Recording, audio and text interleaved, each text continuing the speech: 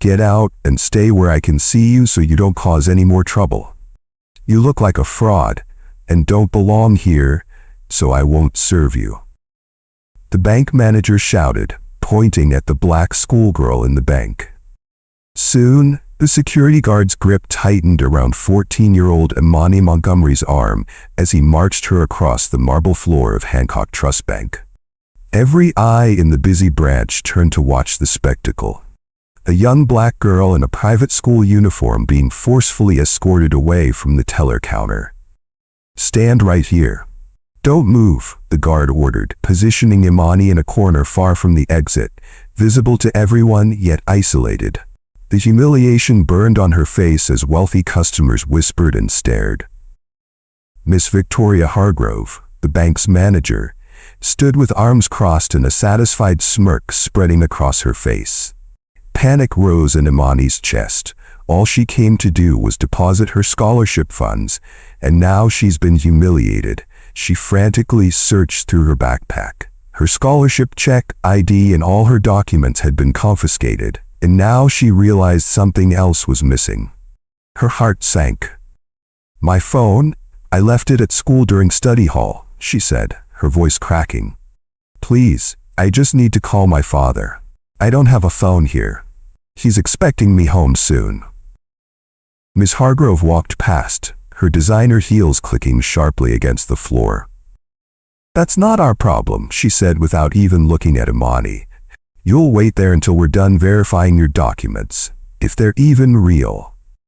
Miss Hargrove Victoria said firmly, "If you stand against injustice and believe everyone should be treated fairly, then type justice in the comment section if you're homosexual. And if you want to see how this shocking confrontation ends, and the moment this racist manager realizes who she's been mistreating, hit that subscribe button right now. This story gives the best instant karma you have ever seen. You don't want to miss what happens next."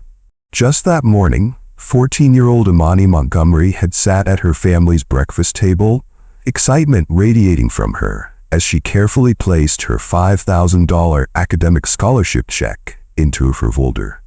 She won this scholarship as a result of her academic achievements in school and needed to deposit the check at the bank. "Are you sure you don't want me to come with you?" Dr. Josiah Montgomery had asked, looking up from the financial section of his newspaper, ironically featuring a small article about his recent acquisition of Hancock Financial Group.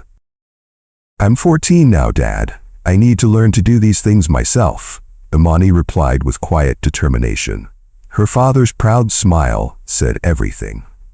No one would have guessed that the Montgomery family lived in one of Oak Ridge's most prestigious neighborhoods.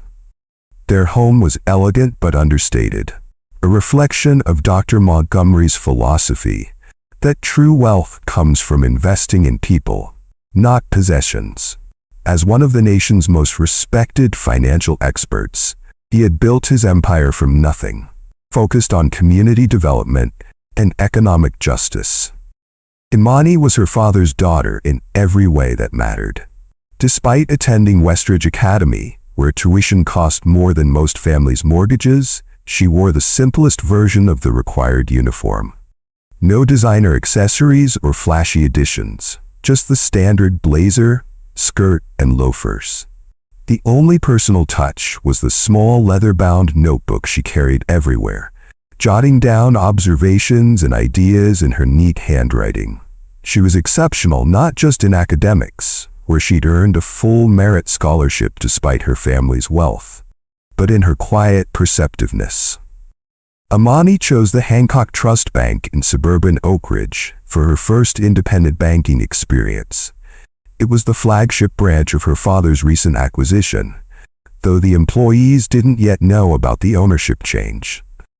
Its marble floors and rich mahogany paneling screamed old money and exclusivity. Every promotional poster featured smiling white families, and the customer service area was visibly divided between priority banking and standard service sections. The branch manager, Victoria Hargrove, had built her career on catering to a certain clientele. That morning, she'd been overheard telling a new employee, "We have standards to maintain in this branch. We need to be selective about who feels comfortable here."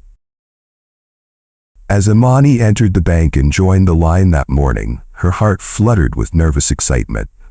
She practiced her deposit slip speech under her breath. "I'd like to deposit this check into my account, please." So simple, so ordinary. The kind of transaction that happened hundreds of times each day in this bank.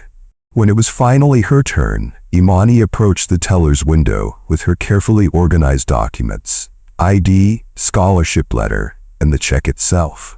She had no idea that this simple transaction would turn into the most humiliating and revealing moment of her young life. If Imani had used her father's name, everything would have been different, but she decided not to.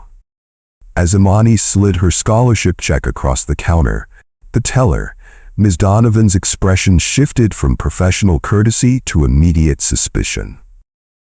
Her eyes widened at the amount, $5,000, then narrowed as she looked from the check to the 14-year-old black girl standing before her in a school uniform.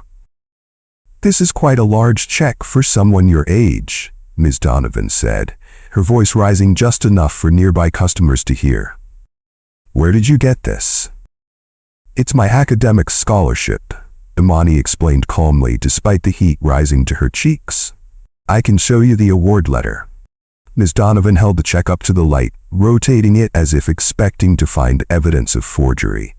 She examined every corner, every signature, making a show of her suspicion.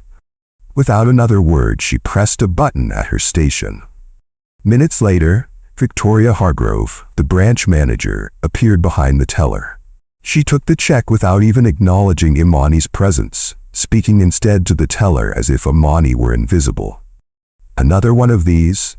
Victoria sighed, shaking her head. "We've had issues with fraudulent checks from people like you lately." The emphasis she placed on those last three words made their meaning crystal clear. "It's my academic scholarship," Imani repeated, pulling out her award letter. "I have the documentation right here." Victoria snatched the letter from Imani's hand. "I'll be the judge of what this is." Her eyes scanned the prestigious letterhead and a flash of something, disbelief mixed with resentment, crossed her face. "I'll need to see some identification," Victoria demanded. Imani handed over her school ID and bank card. Instead of returning them, Victoria collected everything into a folder. "We'll need to hold all of these for verification." The teller's window was tall, but Victoria leaned over it, her voice dropping to a venomous whisper. "And how exactly did someone like you come by this scholarship? Did you actually earn it, or you forged it?" Despite the blatant racism, Imani maintained her composure. "I maintain a perfect grade and scored in the 99th percentile on the National Academic Assessment. The scholarship is merit-based." Victoria's laugh was sharp and dismissive. "Well, I'm sure there are all sorts of special programs for poor students these days. Lowered standards, quotas to fill." By now, other customers were watching. Some looked uncomfortable, but nobody intervened. "You think you can just walk in here like you own the place?" Victoria continued, her voice growing louder with confidence. "Coming in with checks that don't match your appearance.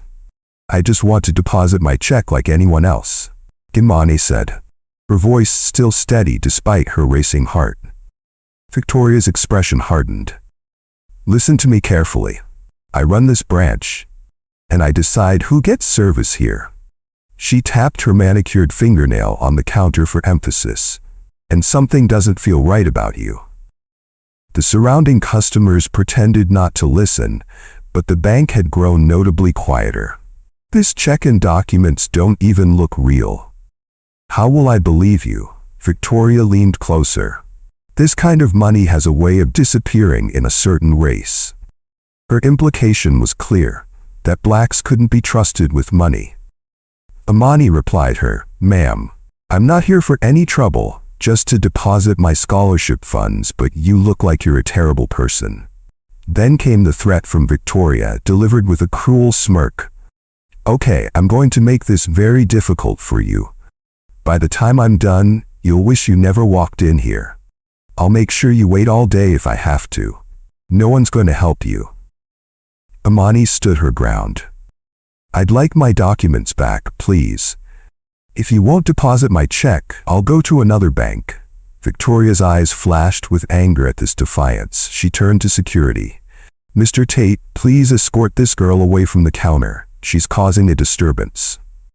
The security guard was a large man who moved with practiced intimidation. His hand immediately went to the baton at his side. Let's go. Now. But I just need to deposit my check. Imani protested, her voice finally breaking slightly. You have all my ID and documents. I can't leave without them. Victoria's smile was chilling. Oh, that's right. We have everything, don't we? So you'll just have to wait until we're done. Could be hours. Could be longer. The security guard gripped Imani's arm firmly, marching her across the bank floor to a corner near the entrance.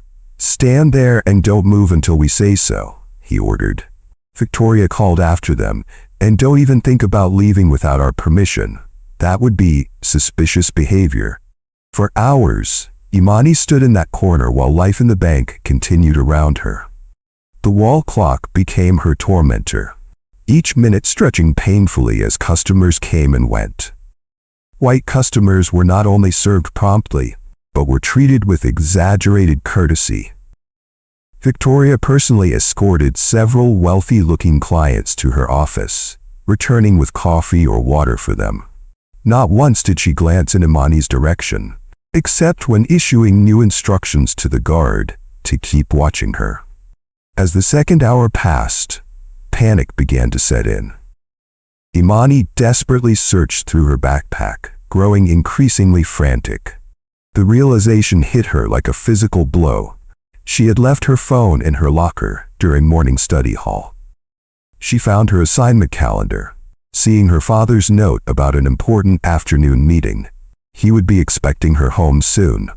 With no way to contact him, her anxiety mounted. Excuse me, she called softly to the guard. Could I please use the phone? My father is expecting me. You have all my documents. The guard didn't even turn his head. Stay put and be quiet. We'll get to you when we get to you, if ever we do. After another hour, Imani tried again, her voice strained. Please, I've been standing here for hours. You have my ID, my check, everything. Victoria approached her directly this time. That's the point. You can't leave without them, can you? So you'll stand there as long as I want. She turned to the guard with a final instruction. Don't let her use any phones. Make her life difficult. Through it all, one employee seemed increasingly troubled by what was unfolding. Melody Pham, the young Asian American teller, kept glancing at the clock, then at Imani, then at Victoria. Twice she approached Victoria, appearing to say something about the situation, only to be sharply dismissed. By hour 3, Melody was openly making eye contact with Imani, her expression a mix of sympathy and helplessness. When Victoria was occupied with a wealthy client, Melody's gaze lingered longer. Have you ever been mistreated and felt powerless? What would you have done in Imani's position? Share your thoughts in the comments below and hit the subscribe and like button now to see the moment when secrets were revealed and justice finally arrives in this bank. 3 hours of forced standing had left Imani's legs aching, but her mind remained sharp, observing everything around her. It was just past 1:30 p.m. when she noticed Victoria Hargrove's demeanor suddenly change. The bank manager, who had been so deliberately cruel, now seemed distracted, almost nervous. Victoria checked her gold watch for the third time in 5 minutes, a Rolex that probably cost more than most people's monthly mortgage payments. The timepiece flashed as she twisted her wrist, her eyes narrowing at whatever deadline approached. Her previously confident posture had given way to a subtle agitation. What followed was almost comical, Victoria's sudden preoccupation with her appearance. She ducked into the nearest restroom, emerging minutes later with refreshed makeup and not a hair out of place. She straightened her designer blazer, adjusted her pearl necklace, and smoothed invisible wrinkles from her skirt. This wasn't normal midday maintenance. Victoria was preparing for someone important. At precisely 1:45 p.m., the receptionist's desk phone rang. After a brief exchange, she gave Victoria a subtle nod. The manager's entire body tensed, then relaxed into a practiced smile as she walked briskly toward her private office at the far end of the branch. Before entering, Victoria performed a final surveillance of the bank floor. A quick but thorough scan that missed one crucial detail: Imani's attentive gaze tracking her every move. In her haste, Victoria failed to completely close her office door. A 3-inch gap remained, narrow enough to seem closed to casual observers, but wide enough for a determined eye to see through. Determined to find out what was going on, Imani sneaked a bit near the private office. For several minutes, nothing happened. Imani remained motionless in her corner, wondering what had triggered the manager's sudden change in behavior. From her point, Imani could see directly through the gap in the doorway. What she witnessed made her breath catch in her throat. Victoria had secretly let a man into the bank while others were busy with customers. A man Imani felt she had seen before sat across from her desk. Tall, impeccably dressed in a charcoal suit that screamed custom tailoring. "Are you sure no one saw me come in?" the man asked, glancing toward the not-quite-closed door. He rose briefly to check that the office blinds were fully drawn. "The side entrance worked as planned?" "Yes, Mr. Wells. Everything is arranged exactly as we discussed," Victoria replied. "No one knows you're here." Harrison Wells. The name registered immediately in Imani's mind. She had heard her father mention this name before, though never in positive terms.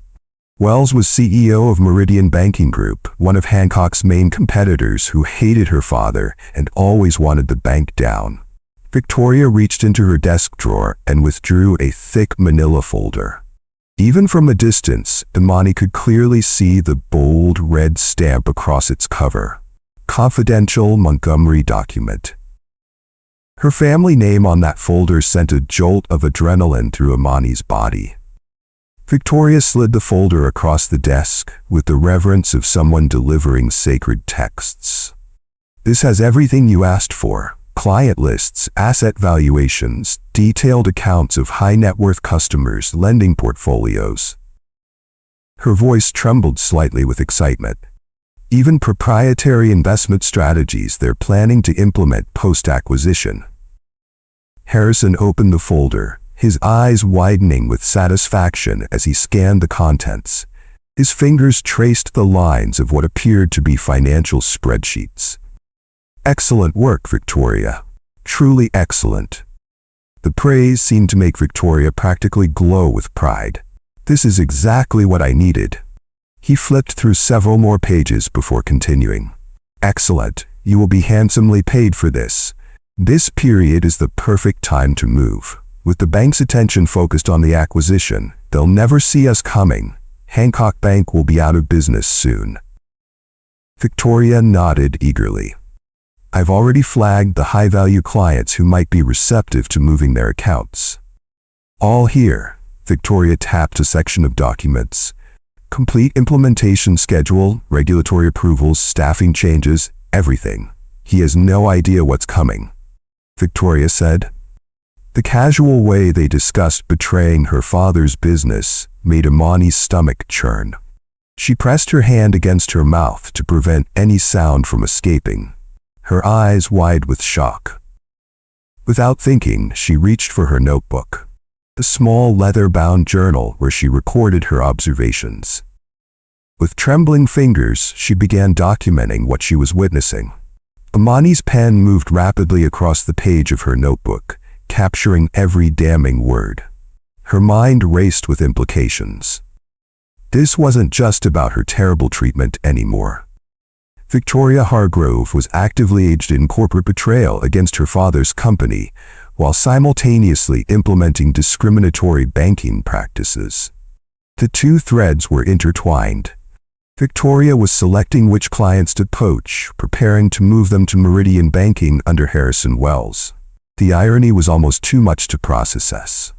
Here she stood, humiliated and held against her will by a woman who was actively betraying her father's company, a company Victoria didn't even realize Imani was connected to.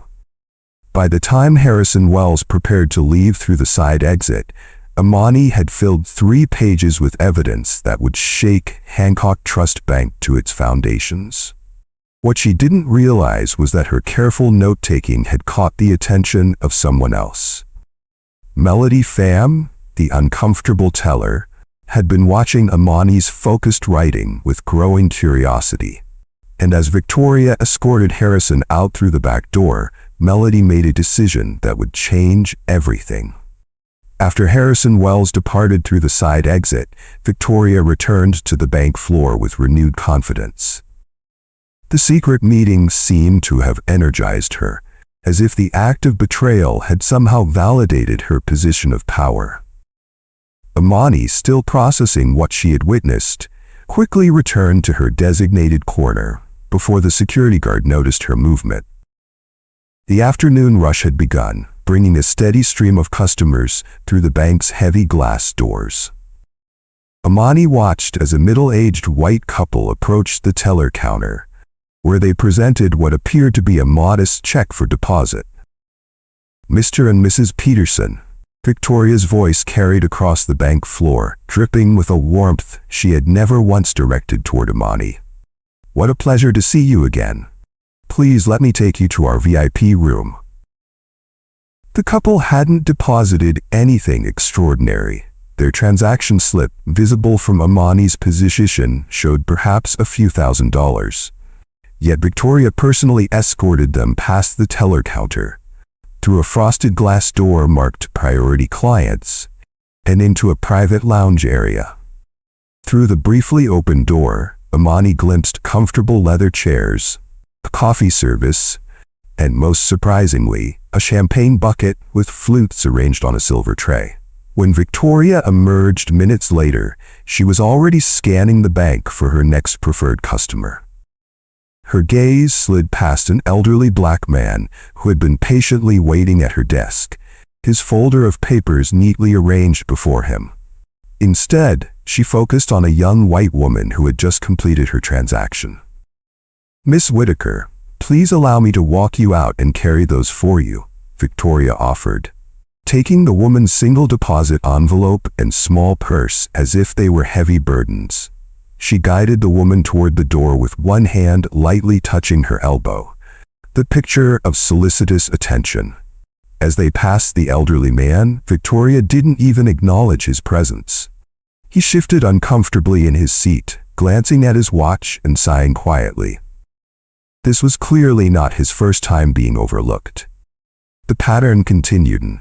A white teenager, no older than 16, approached the new accounts desk with interest in opening his first checking account. "Of course we can help you with that," Victoria assured him, materializing from wherever she had been watching. "No need to bring your parents in. We can get everything set up for you right away." Imani's gaze drifted to the policy poster prominently displayed on the wall directly behind Victoria. New accounts for minors require parent-guardian presence and signature. The hypocrisy was so blatant that Imani flipped to a new page in her notebook, writing "evidence" in large block letters at the top. The discriminatory clockwork ticked on. A Latino couple approached Victoria's desk with questions about a transaction. Without even checking their account, Victoria responded with practiced regret. "I'm afraid the system is running slow today. It might take several days for your transaction to process." Not 5 minutes later, an older white man in a golf shirt approached with a similar inquiry. Victoria's transformation was immediate. "Let me expedite this for you, Mr. Garrison. We don't want to waste your valuable time. I can process this right now as a priority transaction." The most jarring contrast came when a young white boy, perhaps 7 or 8 years old, broke free from his mother's grasp and began running circles around the lobby furniture, laughing loudly as his harried mother attempted to complete her banking. Rather than reprimand the child for the disruption, which was considerably more intrusive than anything Imani had done, Victoria approached with a warm smile. She crouched down to the boy's level, eyes twinkling with indulgence. "What an energetic young man you have," she complimented the mother. Then to the boy, "Would you like a lollipop? Special treat for our special customers." The scene struck Imani like a physical blow, as she recalled Victoria's harsh words to her just hours earlier. The final episode in Victoria's parade of discrimination unfolded when a well-dressed black family, father in business casual attire, mother in a modest but professional dress, approached Victoria's desk with a mortgage application in hand. "We'd like to discuss home loan options," the father began, his voice carrying the careful modulation of someone who had learned to navigate hostile spaces. "We've been pre-approved at another bank, but we'd prefer to work with a local institution." Victoria barely glanced at their paperwork. "You might find our downtown branch more suitable for your needs." Her emphasis carried clear subtext. "They specialize in diverse lending programs for people like you." The family exchanged a knowing look, the kind that spoke volumes about having encountered this treatment before. They collected their documents with quiet dignity and left the bank, confusion and embarrassment evident in their body language despite their efforts to mask it. Imani's pen moved rapidly across her notebook pages, documenting each incident with meticulous detail. She noted times, descriptions, exact quotes, and specific contrasts in treatment. The clock on the wall marked 3 hours and 17 minutes since Imani had first been forced to stand in the corner. Her legs ached dully, and the humiliation had settled into a cold, hard knot in her stomach. But something else had taken root alongside it. A quiet determination, fueled by everything she had witnessed and documented. Across the bank floor, Melody Pham had been checking the time with increasing frequency. At precisely 3:15 p.m., she removed her name badge and placed it in her drawer. Her scheduled break had arrived, and rather than heading toward the employee lounge as usual, she picked up a small stack of deposit slips and a cleaning cloth. Victoria was occupied with a wealthy client in her office, and the security guard had positioned himself near the entrance, scrolling through his phone. Melody moved with casual purpose, straightening brochures and wiping down countertops as she made her way across the floor. To anyone watching, she appeared to be simply tidying up during a slow period.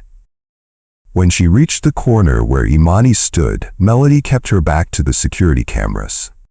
She bent down to collect a fallen pen, then whispered without looking directly at Imani, "Are you okay?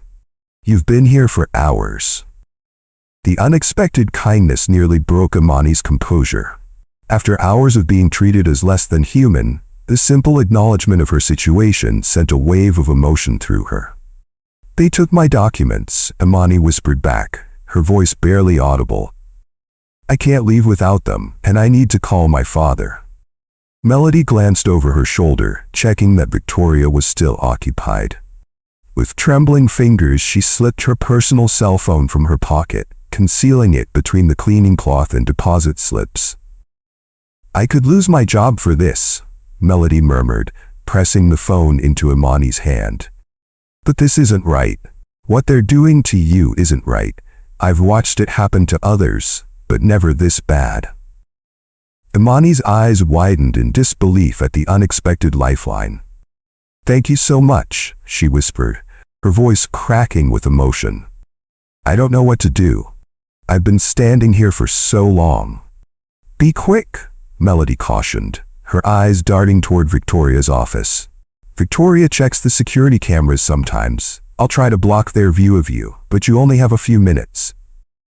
With that, Melody positioned herself strategically between Imani and the nearest camera, pretending to reorganize a nearby brochure display. The small act of rebellion carried significant risk.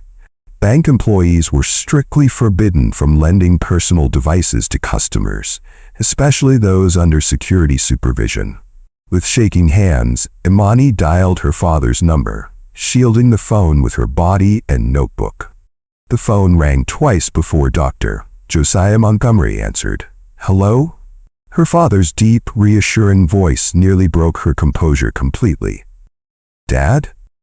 Imani's whisper was thick with unshed tears.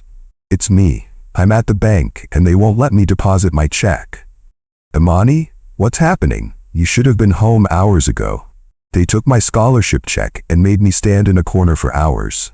The words tumbled out in a rushed whisper. "They have my ID, my documents, everything. I can't leave without them.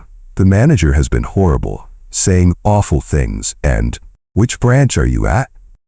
Her father's voice had taken on the steel-edged calm that Imani recognized from rare moments when his anger was too deep for shouting. "The Oak Ridge branch on Maple Street," she replied. "But Dad, there's more. I saw the manager meeting with someone named Harrison Wells." The silence on the other end of the line was profound. "Did you say Harrison Wells?" her father finally asked, his voice unnaturally controlled. "Are you absolutely certain that was his name?" "Yes, they were in her office." She gave him a folder marked Confidential, Montgomery Acquisition. "They were talking about you and the bank acquisition." She's giving him client lists and timelines. "Dad, they're planning something against your company." Imani could hear her father's measured breathing on the other end of the line. The careful inhales and exhales he used to maintain his composure in critical situations. "Stay calm, Imani. I'm on my way, but don't let them know who I am just yet." His voice was measured but carried unmistakable authority. "This is much bigger than we thought. My assistant, Miss Larkin, will be there first. She's only 5 minutes away." Imani glanced nervously toward Victoria's office. "They've been treating people differently based on race. I've been writing everything down." "Of course you have," her father said, and despite the gravity of the situation, there was a note of pride in his voice. "That's my girl. Keep documenting everything. This kind of evidence is exactly what we need." "I'm scared, Dad," Imani admitted, her voice barely audible. "I know, sweetheart, but I'm proud of you for handling this with such maturity. You're stronger than you know." The sounds of movement came through the phone, car keys jangling, a door opening. "I'll be there in 30 minutes. Miss Larkin will arrive much sooner. Just hold on a little longer." As the call ended, Melody appeared at Imani's side, gently retrieving her phone. "Everything okay?" "Help is coming," Imani whispered. "Thank you."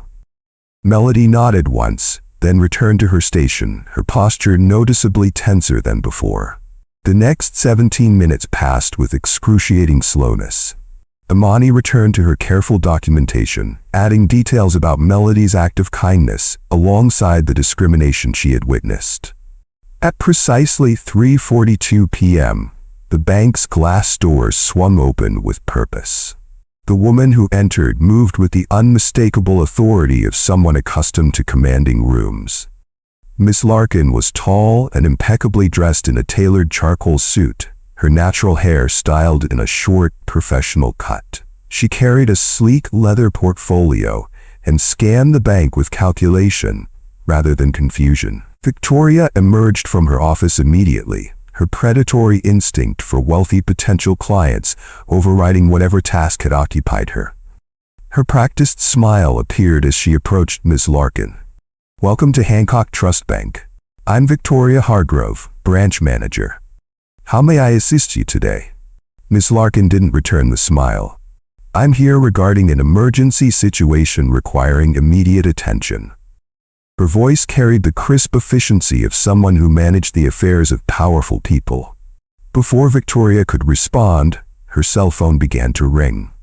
She glanced at it with annoyance, then surprise as she recognized the number. "Excuse me one moment," she said to Ms. Larkin before answering. "This is Victoria Hargrove. Whatever was said on the other end of the line caused Victoria's expression to shift from confidence to confusion. "Yes, sir. I understand. No, I wasn't aware of any. Yes, all protocols were followed according to." Her voice trailed off as she listened, her free hand nervously adjusting her pearl necklace. She had barely ended that call when her phone began ringing again, a different number this time. Victoria's composure began to crack as she declined the call, only for it to immediately ring again. Within moments, her phone was buzzing continuously with calls and text messages. "I apologize for the interruption," Victoria said to Ms. Larkin, her voice slightly higher than before. "How can I help with this emergency situation?" Ms. Larkin's expression remained impassive. "I need to speak with Imani right away." Victoria's brow furrowed. "Who? Oh, the girl with the suspicious check?" She gestured dismissively toward Imani's corner. "We're still verifying her documentation. Standard procedure for potential fraud. The daughter of Dr. Josiah Montgomery." Larkin clarified, her tone making it clear this information should carry significant weight. Victoria's reaction was subtle but unmistakable. A slight widening of the eyes, a momentary freeze in her practiced smile.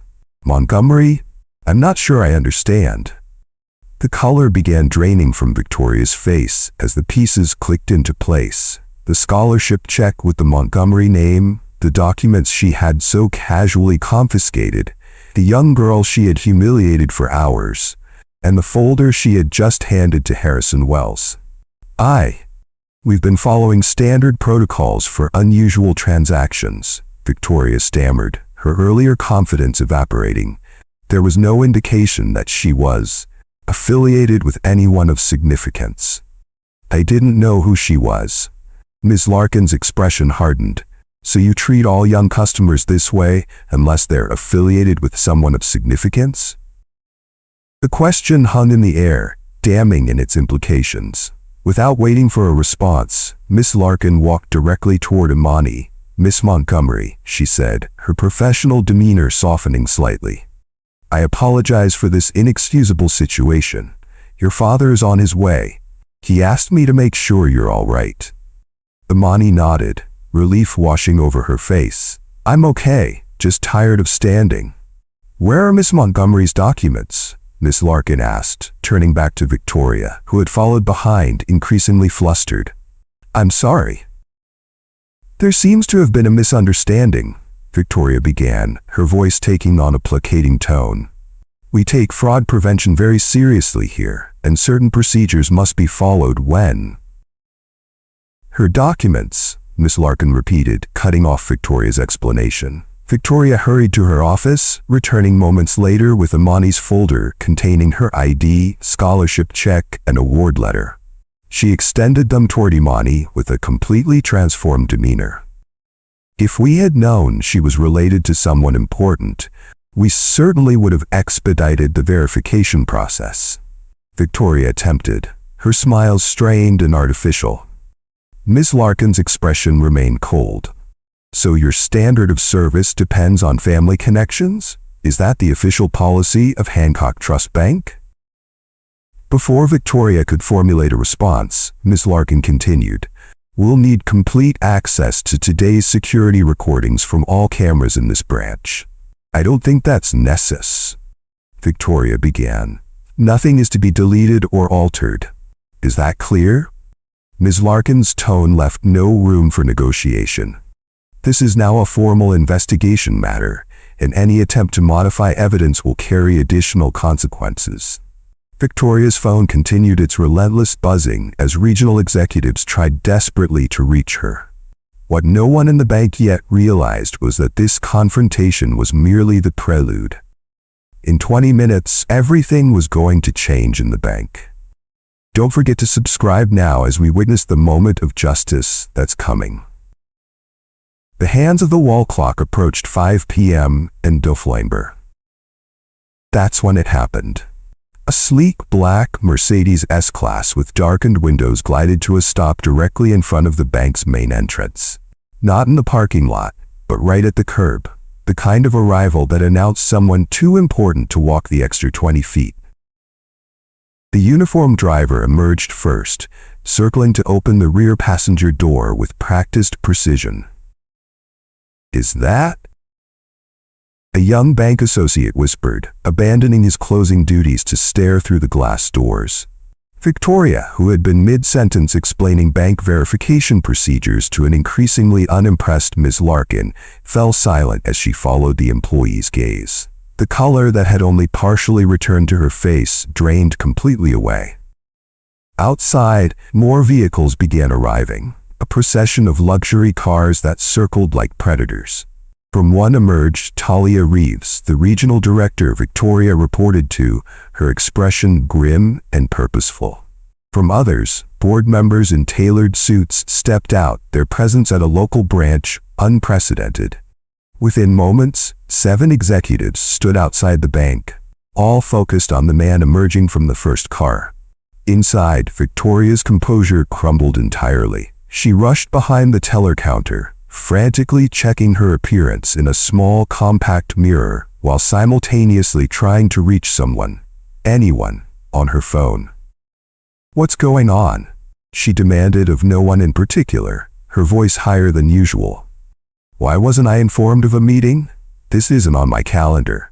She smoothed her hair, straightened her blazer, and tried desperately to appear in control as the bank doors opened one final time. Josiah Montgomery entered without haste. 6'2" with broad shoulders and the deliberate movements of someone who knew his own power, he filled the space not with volume or gesture, but with sheer presence. His tailored navy suit spoke of wealth that required no advertisement, his salt and pepper hair perfectly groomed, his gaze sharply focused. The entire bank fell silent. Tellers who had been counting cash froze mid-count. Customers who had been heading for the exit stepped back. Even the security guard, who had tormented Imani for hours, seemed to shrink. Dr. Montgomery's eyes had found Imani, still standing in her corner after nearly 4 hours. Something flickered across his face, a controlled flash of rage quickly tempered by concern for his daughter. He walked directly to her, his long strides eating the distance. "Are you all right?" he asked, his deep voice soft enough that only Imani could hear. "I'm okay, Dad," she responded, her exhaustion evident but her eyes clear. "I have something important to show you." She held up her notebook, filled with hours of careful documentation. Pride briefly overshadowed concern in Dr. Montgomery's expression before he turned to face Victoria Hargrove. When he spoke, his voice was perfectly modulated, not raised, not threatening, but carrying the unmistakable gravity of absolute authority. "I believe you've been holding my daughter against her will," he stated, each word precisely placed. By now, Talia Reeves and the other executives had entered the bank. The regional director's face was with mortification as she approached. "Dr. Montgomery," she began, her voice professionally controlled but strained. "I can't express how deeply sorry we are for this situation.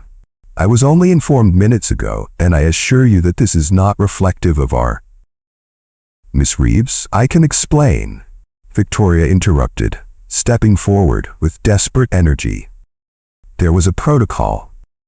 Talia silenced Victoria with a single raised hand, not even turning to acknowledge her. Victoria's interruption died in her throat. Dr. Montgomery surveyed the assembled staff and remaining customers. "For those who don't know," he said, his voice carrying effortlessly throughout the space, "I recently acquired majority shares in Hancock Financial Group, and that makes me your highest boss." Everyone turned pale as employees exchanged shocked glances. "But I came here today, not as a bank owner, but as a father." His gaze returned to Victoria. "What I found is far worse than I could have imagined." Victoria physically stumbled backward, reaching for the counter to steady herself. The realization of what she had done, who she had done it to, hit her with physical force. "Oh my God," she whispered, barely audible as she turned completely pale. "I'm sorry, sir, I didn't know she was your daughter," she said fearfully. The boardroom, Dr. Montgomery stated, not a request, but a command. Now, within minutes, the bank's conference room had been transformed into an impromptu tribunal. Board members filed in silently, followed by Talia Reeves and other executives. Victoria was escorted in by security. The same guard who had enforced her cruelty, now ensuring her presence for accountability. The most shocking addition came when Harrison Wells was brought in through a side entrance, having been intercepted leaving a nearby restaurant by bank security. Against one wall, a large screen displayed security footage from throughout the day. The timestamp rolled forward, showing Imani's arrival, her polite interaction with the teller, and then nearly 4 hours of forced standing in the corner. The footage was damning enough, but when the cameras showed Victoria's differential treatment of customers based on race, several board members shook their heads in visible disgust. Imani stood before them, notebook in hand. Despite her exhaustion, her voice was clear and precise as she read from her detailed notes. I documented everything I saw while I was forced to stand there, she explained, flipping through pages filled with timestamps, descriptions, and direct quotes. At 1:52 p.m., I saw Miss Hargrove meeting with this man, Harrison Wells. She gestured toward the competitor, who sat stone-faced at the end of the table. She gave him a folder, clearly marked Confidential, Montgomery Acquisition, and discussed transferring high-value clients to his bank. Dr. Montgomery's expression remained impassive, but his eyes burned with controlled fury. Mr. Wells is an executive at Meridian Banking Group, our direct competitor, he informed the board, most of whom were already aware. The documents Ms. Hargrove provided contain confidential merger information, acquisition timelines, and client data. He paused, letting the weight of it settle. This is not just discrimination, this is corporate espionage. Victoria's phone was collected by security and connected to the presentation screen, displaying a series of text messages between her and Harrison Wells. Have list of high-value clients ready for transfer, read one from Wells. The evidence mounted relentlessly, each piece more damning than the last. Through it all, Victoria's attempts at explanation grew increasingly desperate and incoherent. When all evidence had been presented, Dr. Montgomery rose to address the room. His voice carried no theatrics, no excessive emotion, just the calm certainty of someone who understood the gravity of what had occurred. Banking is built on trust, he began. Each person who walks through those doors deserves respect, regardless of their age, race, or perceived wealth. He gestured toward the security footage still frozen on the screen. What happened today reveals a culture of discrimination that stops now. My daughter was treated this way because of how she looks. How many others have been? How many potential customers walked away feeling unwelcome or unworthy? How many dreams of home ownership or business creation were quietly crushed by biased treatment? Victoria, seeing her career and reputation disintegrating before her eyes, made one final attempt at self-preservation. I'm sorry, sir, it won't happen again. I was only following protocols, she insisted, her voice thin and desperate. Talia Reeves, who had remained silent throughout most of the proceedings, finally spoke. By holding a minor against her will for hours, her tone was ice. That's your understanding of protocol? By selling confidential information to competitors? Dr. Montgomery added. Is that also standard protocol at Hancock Trust? Victoria had no answer. As the meeting neared its conclusion, Dr. Montgomery gestured toward the door. One person in this branch showed true integrity today. Melody Pham was escorted in, looking nervous as all eyes turned to her. Miss Pham risked her job to help my daughter when no one else would. She chose basic human decency over blind obedience to corrupt leadership. Melody's eyes widened as Dr. Montgomery continued. That's the kind of character this institution should value. Talia Reeves stood, addressing Victorious directly. You are fired immediately, pending potential criminal charges. She nodded to security. Please escort them from the building and ensure they surrender all company property before leaving. The police entered to arrest them for corporate espionage. You will pay dearly for your deeds.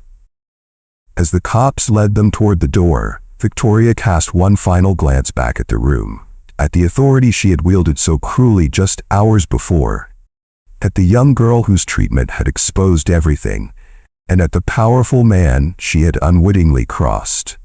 Her face showed remorse and shock at the consequences finally catching up to her actions.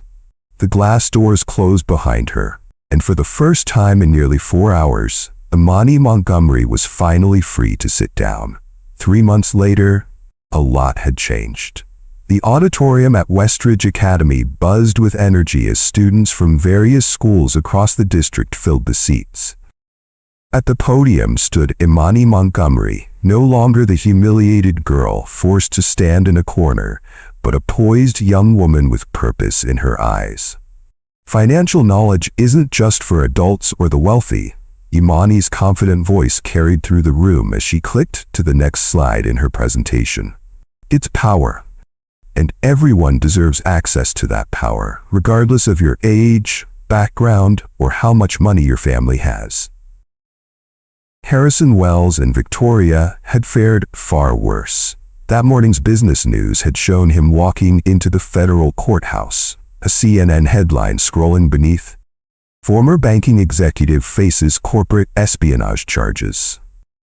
The FBI's Financial Crimes Unit had expanded their investigation beyond the initial incident, uncovering what appeared to be a pattern of corporate theft and discriminatory practices spanning years.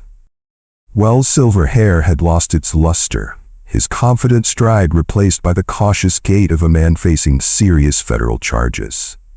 Back at the Hancock Trust flagship branch, the very location where Imani had once been humiliated, a transformation was underway. The conference room that had hosted Victoria's downfall now served as a training center, where Talia Reeves led a diverse group of employees through a new comprehensive program on equitable banking practices. In what had once been Victoria's office, Melody Pham sat behind a desk with a nameplate reading, "Customer Experience Manager." Through the glass walls, she could be seen mentoring 3 new employees, demonstrating with animated gestures how to provide respectful service to all customers. Later that afternoon, at an ice cream shop across from Westridge Academy, Imani sat across from her father, both enjoying elaborate sundaes after her successful presentation. "I keep thinking about that day," Imani said, stirring her ice cream thoughtfully. "I was so scared standing in that corner, but something told me to keep watching, keep writing everything down." Dr. Montgomery nodded, pride evident in his expression. "You turned a terrible experience into positive change. Your documentation didn't just address what happened to you, it exposed systemic problems that affected countless others." "I never expected to become the face of the teen financial literacy program," Imani laughed softly. "The best leaders emerge from the trenches, not from the sidelines," her father replied. "You experience the problem firsthand. That gives your solutions authenticity."